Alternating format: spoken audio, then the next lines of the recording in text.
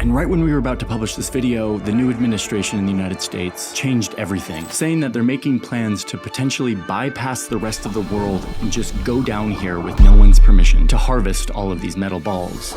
The public has been told that deep sea mining is still an idea on paper, but signs point to something very different unfolding far below the surface.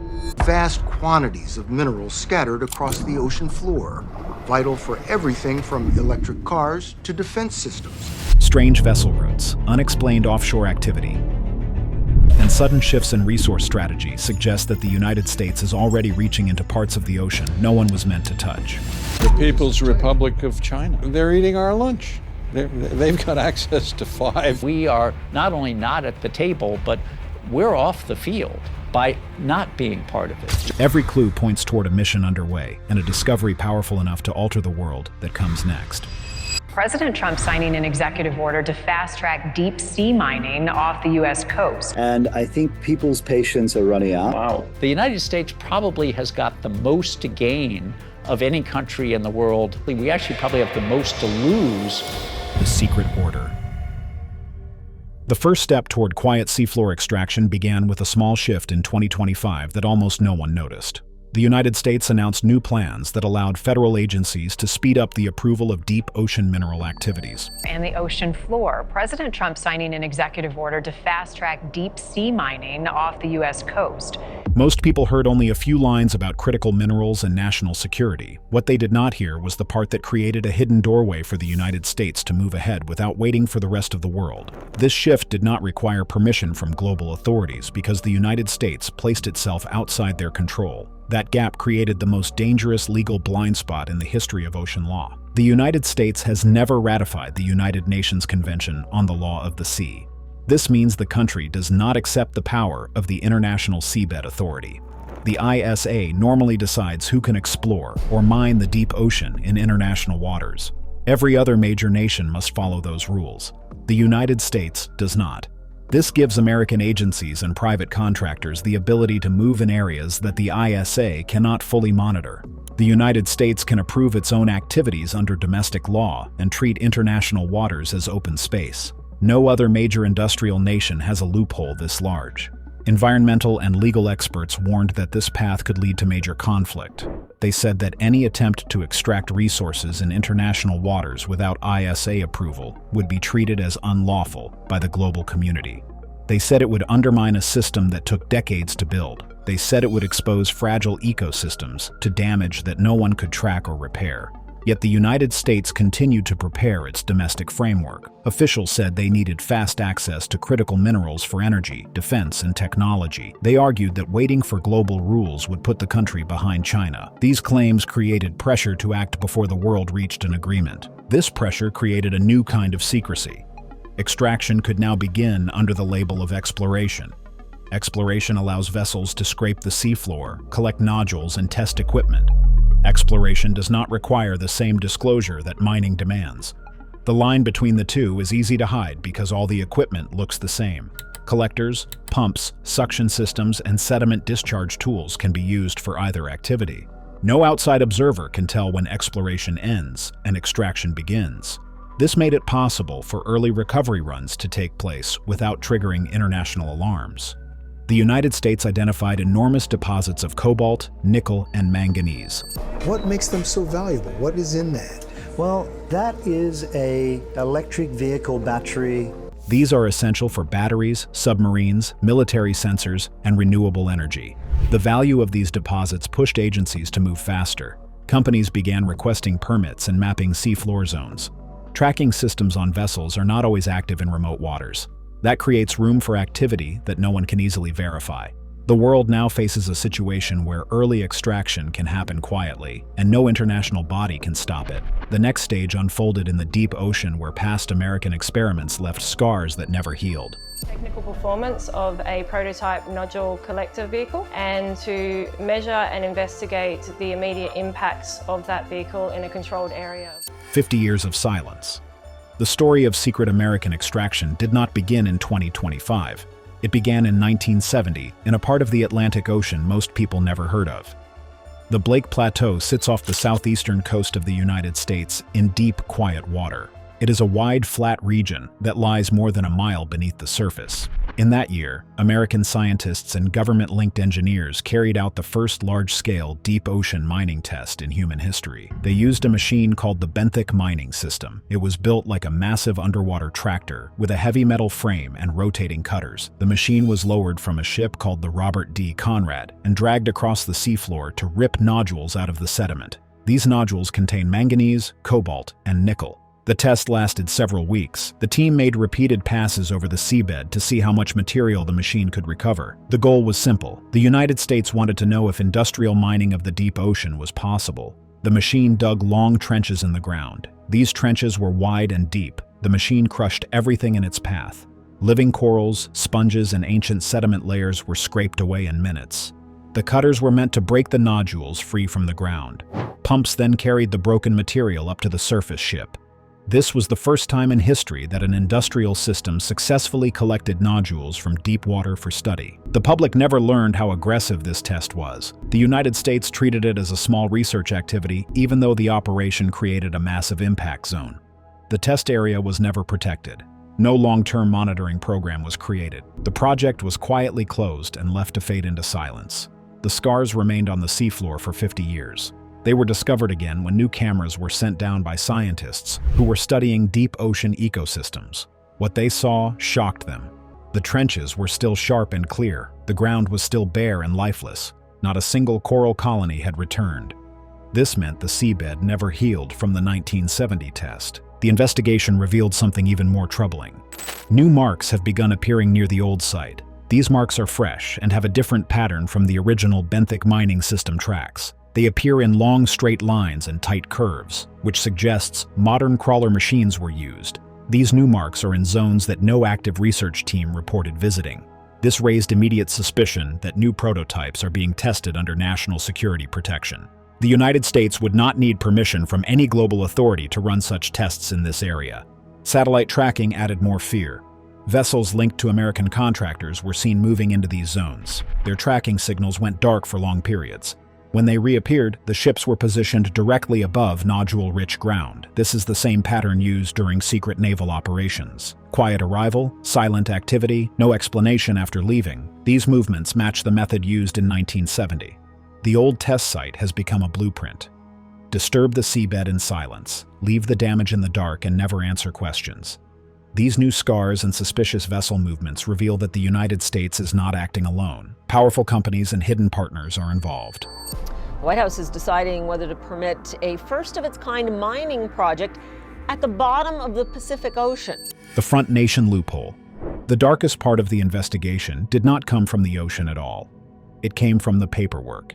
Hidden behind glossy websites and smiling press statements, investigators found a disturbing legal structure. Tiny Pacific Island nations are being used as the official faces of deep-sea mining, while powerful foreign companies that are deeply tied to United States capital and United States technology quietly pulled the strings from thousands of miles away. The core player is the Metals Company, often called TMC. It is headquartered in Vancouver in Canada, and it has major financial and technological ties to investors and partners in the United States.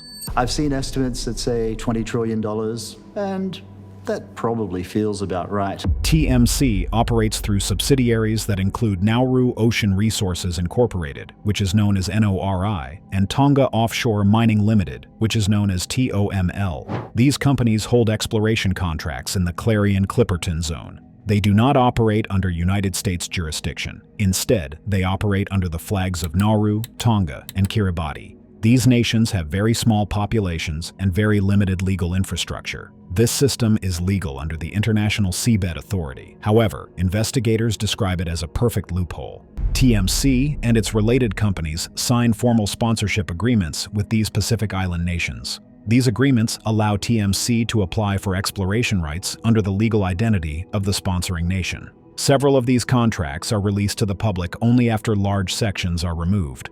International law scholars who examined the available sections warn that some clauses appear to restrict the ability of the sponsor nation to demand stricter oversight or to stop the company if something goes wrong. Reports from Mongabai and other investigative journalists state that the structure of these agreements may shift most of the responsibility to the island government if environmental damage takes place in international waters. This pattern appears in more than one sponsorship arrangement.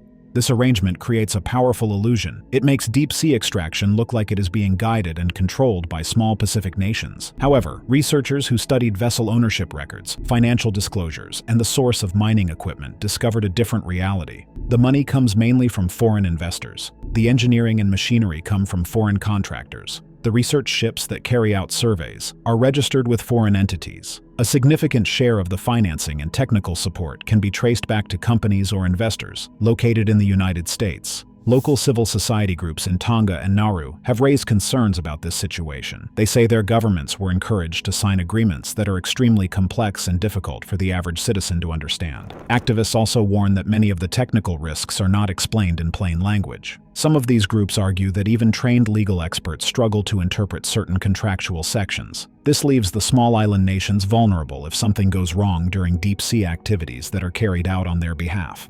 The pressure on these governments is also visible. Tonga recently revised its sponsorship agreement with TMC, although many paragraphs remain hidden from the public. Nauru is in a similar position and remains locked into long-term commitments that its citizens had little opportunity to evaluate. Investigators also discovered that many activities described as environmental baseline studies involve machines that look very similar to early mining collectors. These machines can lift nodules and disturb sediment. Analysts warn that these actions resemble the first steps of real extraction.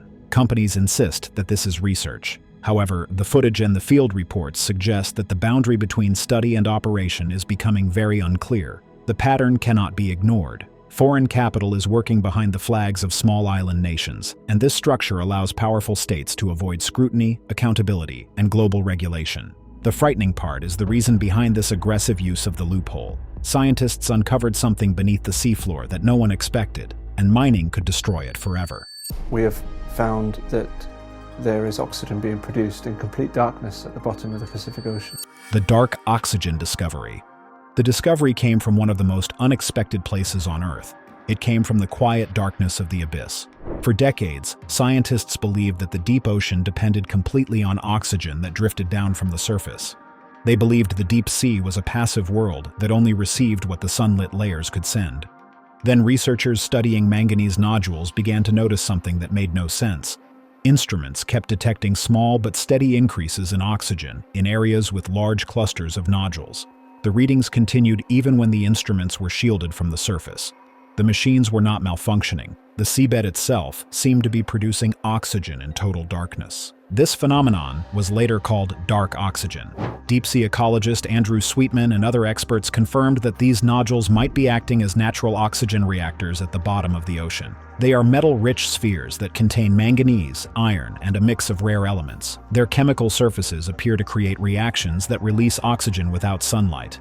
This discovery shocked the scientific community because it overturns one of the most basic ideas in biology. Oxygen was always believed to come from photosynthesis or light-driven processes. If the deep sea produces its own oxygen, then everything we understood about Earth's life support systems must be reevaluated. This breakthrough also revealed a terrifying vulnerability. If dark oxygen is real, then removing nodules could suffocate deep ecosystems that have depended on these chemical reactions for millions of years. Early experiments confirm this fear. When researchers removed nodules from test zones, the oxygen levels in the surrounding sediments dropped sharply. The drop continued for months. This suggests that the nodules were actively maintaining the chemical balance of the seabed. Without them, the area becomes a dead zone. Microbes die first, then small animals, then larger life forms. The collapse spreads outward like a slow underwater suffocation.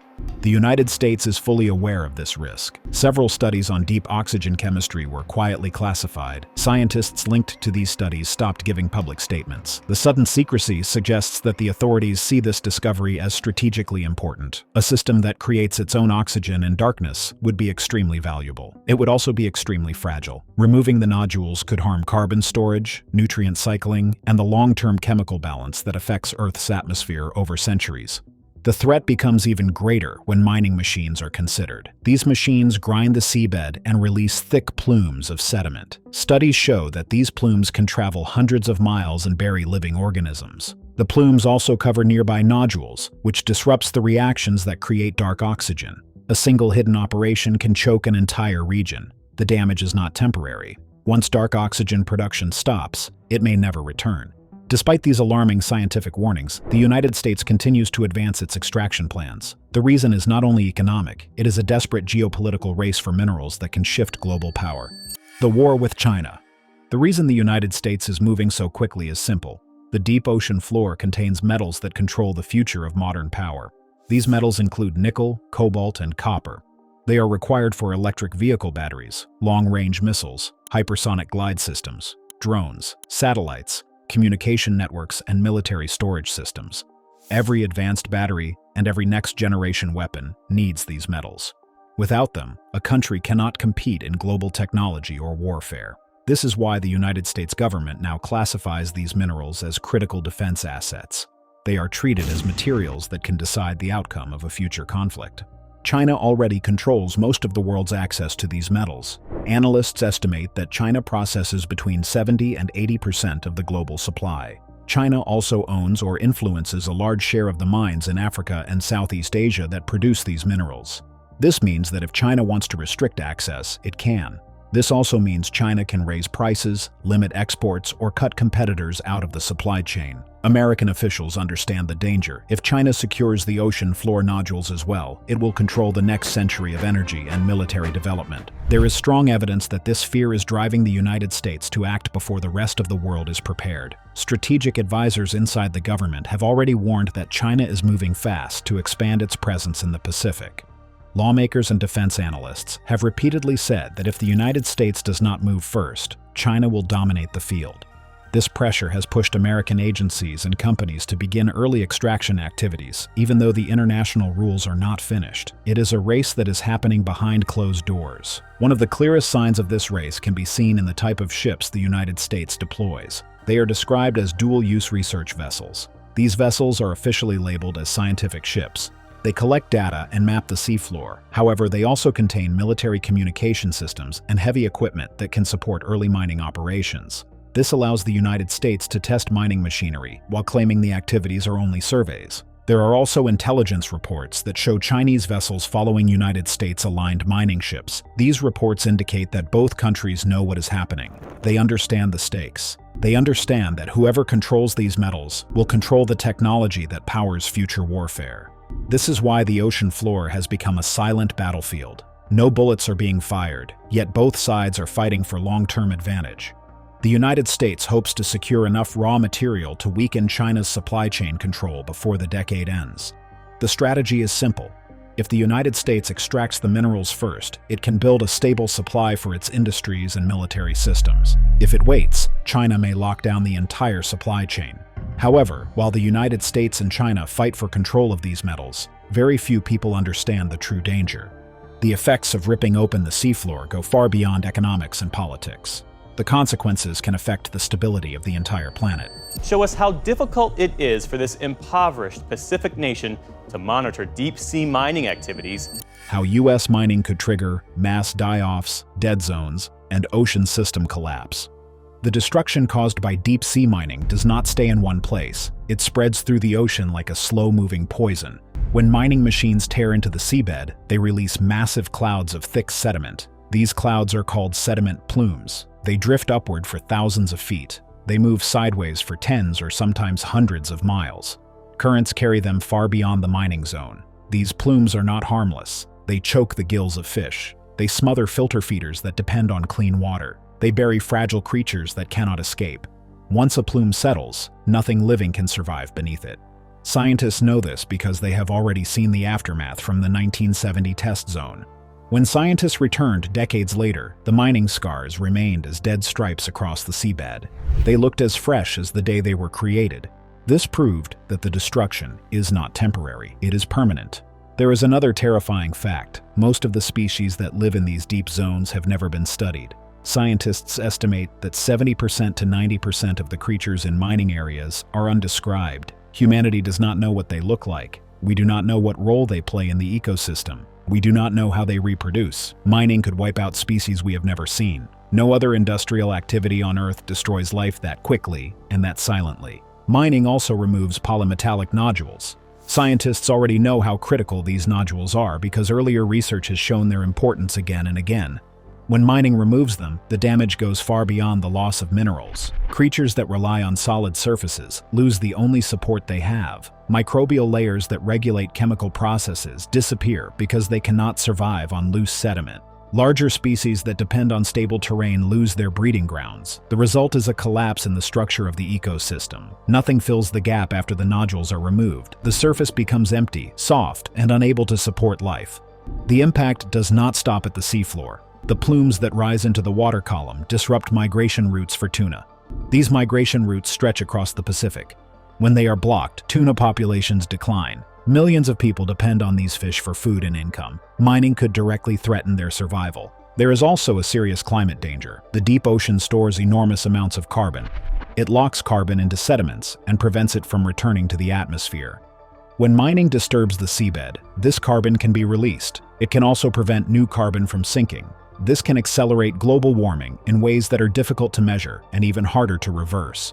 Some scientists warn that mining could interfere with deep water oxygen levels. This could harm major circulation systems such as the Pacific Meridional Overturning Circulation. These systems help regulate global climate. If they are disrupted, weather patterns can change in violent and unpredictable ways. Despite all these dangers, accountability remains weak. The United States uses private companies and foreign sponsors as shields. If a disaster occurs, the blame will fall on the small island nations that were used as legal fronts. Washington will avoid responsibility while the damage spreads across the ocean.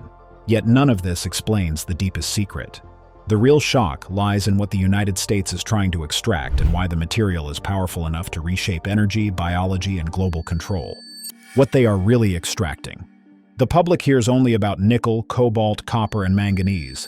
The White House says the plan will unlock access to critical minerals like cobalt, nickel, and copper. Yet these metals are only the surface layer of what the United States is pursuing.